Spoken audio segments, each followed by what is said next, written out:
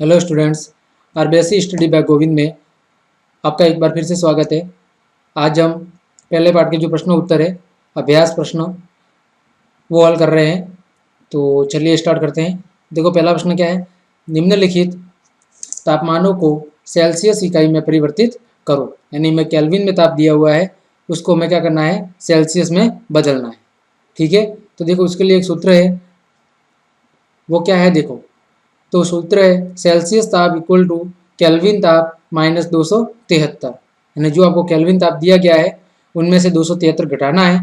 तो 273 घटाने पर हमें क्या ताप प्राप्त होगा, सेल्सियस ताप प्राप्त हो जाएगा। तो देखो, तो ये 300 केल्विन पहला प्रश्न है, पहले का पहला। ठीक है, तो इसका आंसर क्या हो जाएगा, तो सेल्सियस ताप इक्वल टू 300 केल्विन माइनस 273। तो 300 में से 273 घटेगा तो कितना बचेगा पीछे, 27 डिग्री सेल्सियस। ये आपका क्या हो जाएगा, पहले का उत्तर। ठीक, दूसरा तो वही degree Celsius equal to, sorry degree ऊपर आती है, डिग्री सेल्सियस इक्वल टू वही केल्विन ताप कितना है 573 माइनस 273। तो 573 में से 273 जाएगा, कितना बचेगा 300 डिग्री सेल्सियस। ठीक, ये आपका क्या हो जाएगा उत्तर। ठीक, दूसरा प्रश्न देखो क्या है। दूसरे प्रश्न में हमें उल्टा दिया हुआ है, हमें सेल्सियस दिया हुआ है और क्या ज्ञात करना है, केल्विन।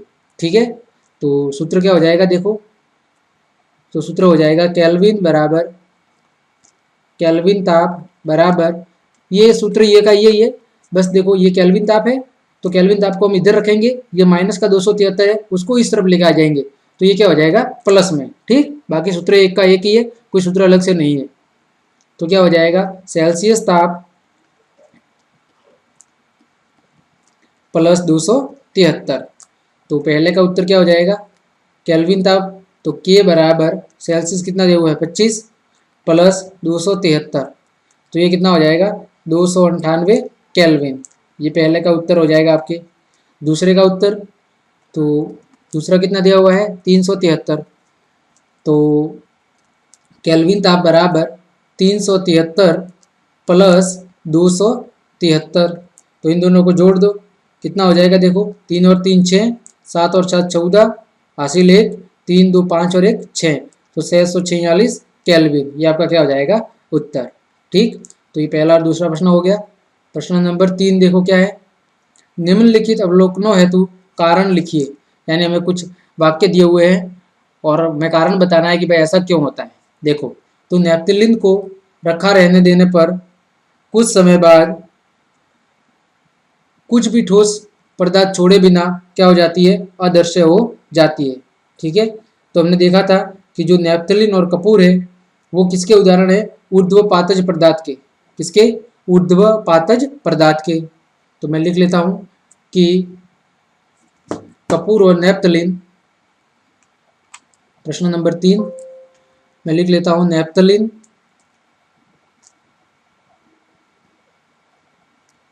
नैप्थलीन और कपूर दोनों ऊर्ध्वपातज पदार्थ होते हैं।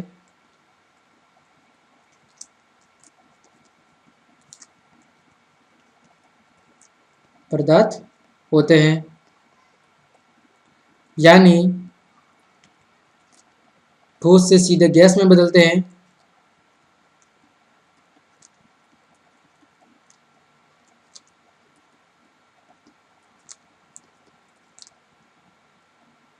ठोस से सीधे गैस में बदलते हैं तथा गैस से सीधे ठोस में बदल जाते हैं। गैस से सीधे ठोस में बदल जाते हैं।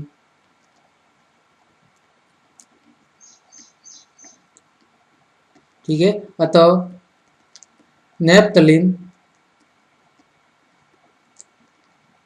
कुछ समय बाद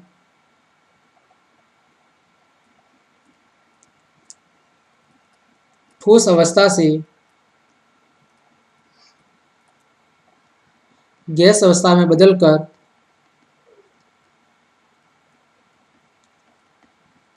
अदृश्य हो जाता है। गैस अवस्था में बदलकर अदृश्य हो जाता है। ठीक, ये इसका कारण है कि जो नेप्थलीन होता है, नेप्थलीन कपूर, वो ऊर्ध्वपातन के गुण को दर्शाते हैं। और ये कैसे पदार्थ है? ऊर्ध्वपातज पदार्थ है। और ऊर्ध्वपातज पदार्थ वे होते हैं जो ताप पाकर ठोस से सीधे गैस में बदलते हैं और ठंडा करने पर गैस से सीधे वापस किस में बदल जाते हैं? ठोस में। इसी कारण अगर नेप्थलीन है उसको आप खुले में रखोगे तो कुछ समय बाद वो क्या हो जाएगा? गैस में बदल जाएगा और वो आपको दिखाई देना क्या हो जाएगा? बंद हो जाएगा, क्योंकि वो गैस बन के क्या हो जाएगा? उड़ जाएगा। ठीक, चले दूसरा प्रश्न क्या है कि इत्र की गंध बहुत दूर बैठे हुए भी पहुंच जाती है। ये बोल रहा है कि जो इत्र होता है, सेंट, उसकी सुगंध काफी दूर से ही हमारे पास कैसे पहुंच जाती है कि अगर हम बहुत दूर बैठे हैं फिर भी हमारे पास जो इत्र की गंध है वो आसानी से पहुंच जाती है। तो देखो इसका कारण क्या है? तो इत्र की जो वाष्पीकरण की दर होती है, ये तीसरे का पहला था और ये दूसरा। ठीक है, तो मैं लिखूंगा कि इत्र की वाष्पीकरण की दर, इत्र की वाष्पीकरण की दर बहुत अधिक होती है। ठीक है, क्योंकि जो इत्र है उसका जब वाष्पन होगा यानी वो द्रव से गैस में बदलेगा तो उसके कणों की गतिज ऊर्जा क्या हो जाएगी? बढ़ जाएगी। और जब कणों की गतिज ऊर्जा बढ़ जाएगी तो कण आसानी से बहुत दूर दूर तक क्या हो जाएंगे? फैल जाएंगे। इसी कारण इत्र की जो गंध है वो बहुत दूर तक क्या हो जाती है? फैल जाती है। तो इत्र की वाष्पीकरण की दर बहुत अधिक होती है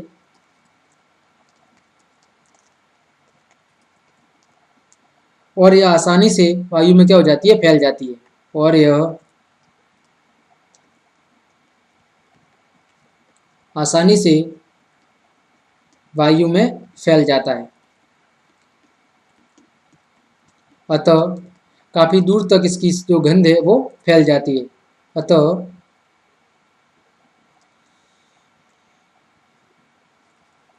काफी दूर तक इसकी गंध फैल जाती है।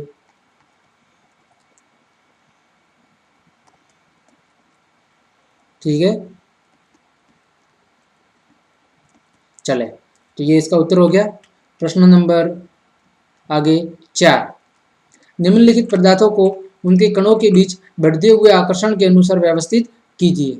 तो देखो हमारे पास 3 पदार्थ दिए हुए हैं। तो देखो जो आकर्षण का क्रम होता है वो क्या होता है? सबसे कम किसमें होता है? गैस में। गैस से ज़्यादा किसमें आकर्षण होता है? द्रव के कणों के बीच में। और सबसे ज़्यादा आकर्षण बल किसमें होता है? ठोस के कणों के बीच में। तो देखो यहाँ पर गैस कौन है? ऑक्सीजन। तो सबसे कम किसका होगा? ऑक्सीजन का आकर्षण बल। फिर द्रव कौन है? जल। तो उसके बाद जल का आकर्षण बल होगा। और सबसे ज़्यादा किसका होगा? चीनी, क्योंकि चीनी क्या है? ठोस है। तो ये इसका क्या हो जाएगा? उत्तर हो जाएगा चौथे प्रश्न का। ठीक, कि सबसे कम गैस का, उसके बाद द्रव का और उसके बाद ठोस का। ठीक, आगे 5वां प्रश्न, निम्नलिखित तापमानों पर जल की भौतिक अवस्था क्या है? यानी हमें कुछ तापमान दिया हुआ है और हमें बताना है कि इस ताप पर जल है वो किस अवस्था में होगा। तो देखो 25 डिग्री सेल्सियस। तो 25 डिग्री सेल्सियस पर जल किस में होगा? द्रव रूप में। यानी जो सामान्य ताप होता है हमारे कमरे का, उस पर जल किस अवस्था में होता है? द्रव ताप में। ठीक, तो 0 डिग्री सेल्सियस, तो 0 डिग्री सेल्सियस पर जो द्रव है वो क्या हो जाएगा? जमना शुरू हो जाएगा। तो इस अवस्था में कौन सा होगा? बर्फ। और बर्फ क्या होता है? ठोस। क्या होता है? ठोस। फिर 100 डिग्री सेल्सियस पर जल क्या होगा? उबलना शुरू हो जाएगा। तो वो किसमें होगा? भाप अर्थात गैस के रूप में। ठीक, तो ये 5वें प्रश्न का उत्तर हो जाएगा कि 25 डिग्री सेल्सियस पर वो द्रव होगा, 0 डिग्री सेल्सियस पर बर्फ यानी ठोस के रूप में होगा और 100 डिग्री सेल्सियस पर भाप यानी कि गैस के रूप में होगा। ठीक है, चले आगे। प्रश्न नंबर 6, पुष्टि हेतु कारण दे। कि ये मैं कुछ वाक्य दिए हुए हैं कथन, उनका हमें क्या देना है? कारण बताना है कि ऐसा क्यों होता है। जल कमरे के ताप पर द्रव है। क्या बोल रहा है कि जो जल है वो कमरे के ताप पर द्रव क्यों होता है? देखें तो इसका उत्तर क्या हो जाएगा? तो जो जल होता है, जल में क्या होता है? बहने का गुण पाया जाता है। क्या पाया जाता है? बहने का गुण। और जो जल की अवस्था परिवर्तन है वो कब होती है? या तो 0 डिग्री सेल्सियस से कम होने पर या फिर 100 डिग्री सेल्सियस से कम होने पर। लेकिन जो एक साधारण कमरे की अगर हम बात करें तो उसका तापमान 0 डिग्री से हमेशा ऊपर होता है और 100 डिग्री से हमेशा क्या होता है? कम होता है। इसी कारण जो जल है वो कमरे के ताप पर किस अवस्था में होता है? द्रव अवस्था में पाया जाता है। ठीक है, तो हम लिख सकते हैं कि जल कमरे के ताप पर द्रव है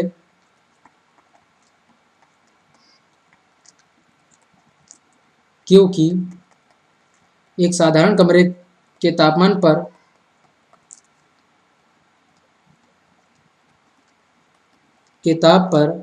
द्रव में बहने का गुण पाया जाता है, बहने का गुण पाया जाता है जो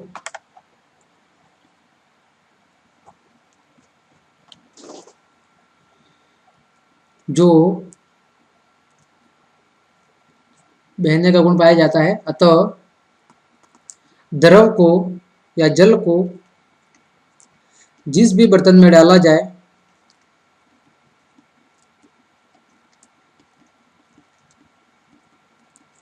वह उसका आकार ग्रहण कर लेता है।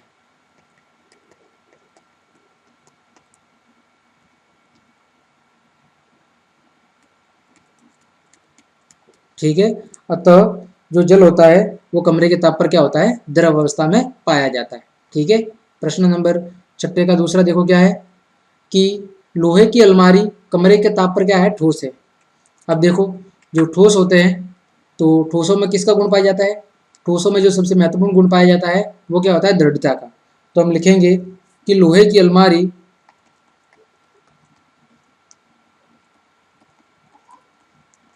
कमरे के ताप पर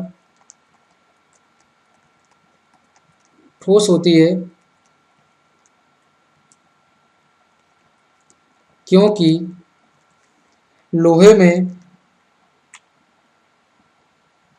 क्योंकि लोहे में या लोहे की अलमारी में उसमें किसका गुण पाया जाता है, दृढ़ता का। दृढ़ता का मतलब है कठोरता का गुण पाया जाता है, क्योंकि जो ठोस के कण होते हैं उनके बीच में जो अंतराणु का आकर्षण बल होता है वो क्या होता है, बहुत ज़्यादा होता है, जिस कारण वो आपस में एक दूसरे से बंधे होते हैं।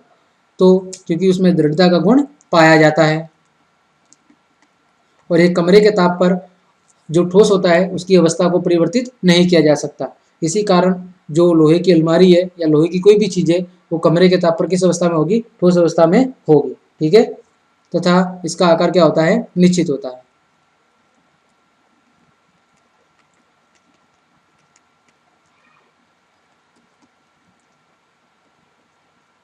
ठीक, तो ये प्रश्न नंबर 6 आपका हो गया।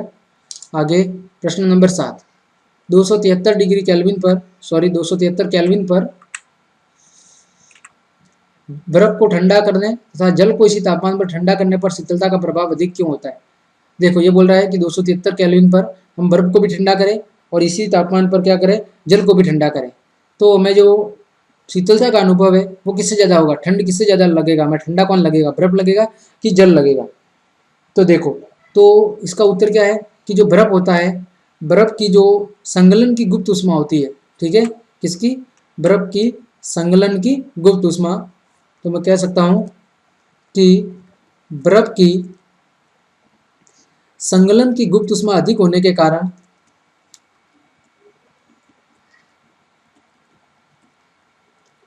संगलन की गुप्त उष्मा अधिक होने के कारण जल की तुलना में बर्फ से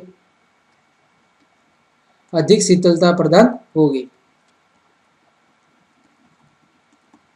अधिक शीतलता प्राप्त होगी। ठीक है, क्योंकि जो बर्फ के संगलन की गुप्त उष्मा है वो क्या होती है, बहुत ज़्यादा होती है, किसकी तुलना में, जल की तुलना में। ठीक है, आगे बात करें हम तो प्रश्न नंबर 8 क्या लिखा हुआ है, उबलते हुए जल तथा भाप में से जलने की तीव्रता किसमें अधिक महसूस होती है। ये बोल रहा है कि एक उबलता हुआ जल है और एक भाप है, तो हमें जो ज़्यादा गर्मी है, जो ताप है, वो उसका एहसास किससे होगा, जल से होगा या भाप से होगा।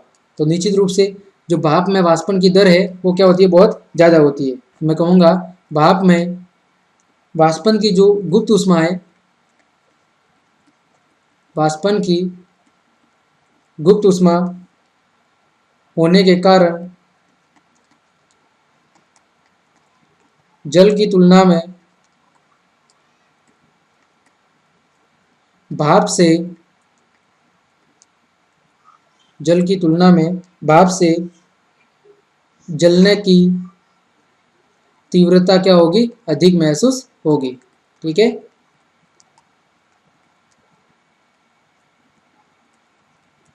ये प्रश्न नंबर 8 था। आगे प्रश्न नंबर 9, देखिए क्या है। निम्नलिखित चित्र के लिए A B C D E तथा एफ की अवस्था परिवर्तन को नामांकित कीजिए। देखो तो सबसे पहले ये देखो क्या हो रहा है, ठोस से द्रव बदल रहा है, और ठोस से द्रव में बदलना क्या कहलाता है, तो वो कहलाता है द्रवण। क्या कहलाता है, द्रवण। दूसरा क्या है, बी, तो देखो बी क्या है, द्रव किस में बदल रही है, गैस में, तो द्रव का गैस में बदलना क्या कहलाता है, वाष्पन। ठीक है, जैसे द्रव का क्या बदलना, द्रव का भाप बनना, ठीक है, जल का भाप बनना। सी, गैस का किस में बदलना, द्रव में, तो गैस का द्रव में क्या बदलना क्या कहलाता है, संघनन। गैस का द्रव में बदलना क्या कहलाता है, संघनन। आगे डी, द्रव का ठोस में बदलना, तो द्रव का ठोस में बदलना क्या कहलाता है, हिमीकरण। क्या कहलाता है, हिमीकरण। जैसे जल का क्या बनना, बर्फ बनना। ई क्या है, देखो ठोस का गैस में बदलना, तो ठोस का सीधे गैस में बदलना क्या कहलाता है, ऊर्ध्वपातन। और एफ क्या है, एफ है गैस का सीधे ठोस में बदलना, तो ये भी क्या कहलाता है, गैस का सीधे ठोस में बदलना भी ऊर्ध्वपातन कहलाता है। ठीक है, तो आपके ये सभी प्रश्न यहाँ पर पूरे होते हैं, और आपका जो पहला पार्ट था वो भी आज पूरा होता है। हमने इसकी पहले थ्योरी की बात कर ली, उसके बाद इसके जो पार्ट के अंदर प्रश्न दिए हुए थे वो भी हल कर दिए, और आज जो पीछे अभ्यास प्रश्न दिए हुए थे उनको भी पूरा हल कर दिया। ठीक है, तो आपका पहला पार्ट यहीं पे खत्म होता है। अगली क्लासेस से हम दूसरे पार्ट की शुरुआत करेंगे। तब तक के लिए धन्यवाद। चैनल को ज़्यादा से ज़्यादा शेयर कीजिए और सब्सक्राइब कीजिए। धन्यवाद।